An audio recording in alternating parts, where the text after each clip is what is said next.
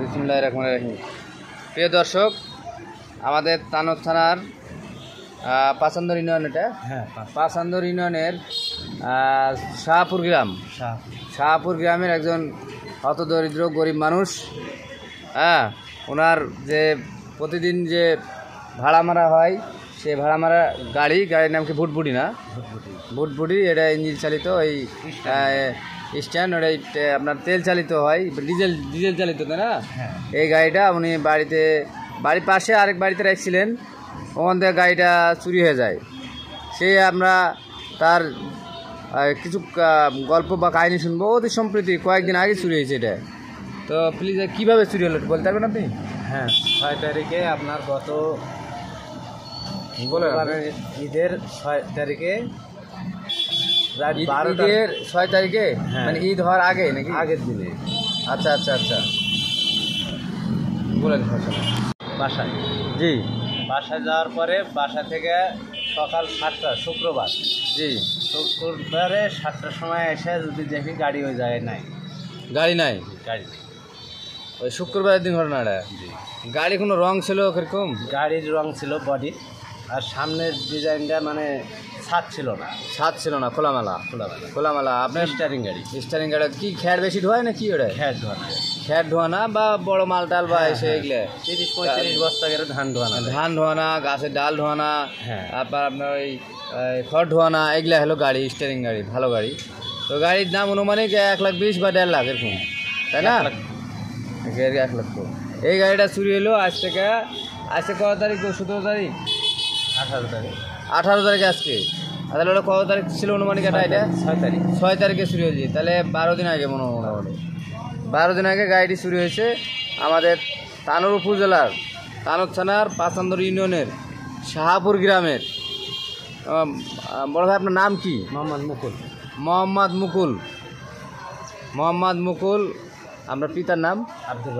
আব্দুর রহমান। পিতা আব্দুর রহমান, মুকুল সাহেবের গাড়ি চুরি হয়েছে। উনি খুব হতদরিদ্র মানুষ।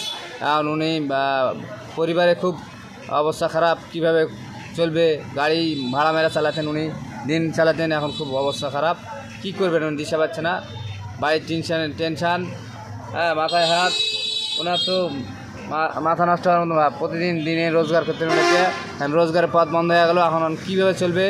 এদিকে ঋণের বোঝা আছে মাথায়, ঋণ আছে প্রায় 1 লক্ষ টাকা ঋণ করে গাড়িটা কিনেছিলেন উনি, তাই না? তা কী করছেন আপনি? ঋণ করে না? ঋণের লোকজন যাচ্ছে তো মনে হয় বাড়িতে বলছে এসে, তো ওরা শুনে ওরাও মর্মা হতো, কিন্তু কিছু করার নাই এখন, এরকম বলছে। তো আমরা সরকার কাছে আবেদন, কিংবা উপজেলা প্রশাসন বা যে অধিদপ্তর আছে, ওনাকে যেন একটু সাহায্য করা হয় বা এরকম সহানুভূতি দেওয়া হয়।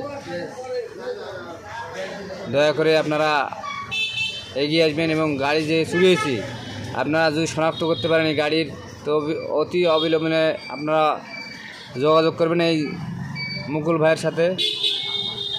মুকুল ভাইয়ের বাড়ি শাহপুর। গাড়ি পাওয়া যাবে, এটা ভাগ্যের বিষয়। যদি পাওয়া যায় তো ভালোই হবে। তো মুকুল ভাই, আপনি কিছু বলবেন নাকি? কি বলবো? তো আপনার ওই গাড়িটার রং কেমন ছিল? রং আপনার ছিল বডি কী রং? কালো রং না হলুদ রং? নীল রং, সব রঙই ছিল।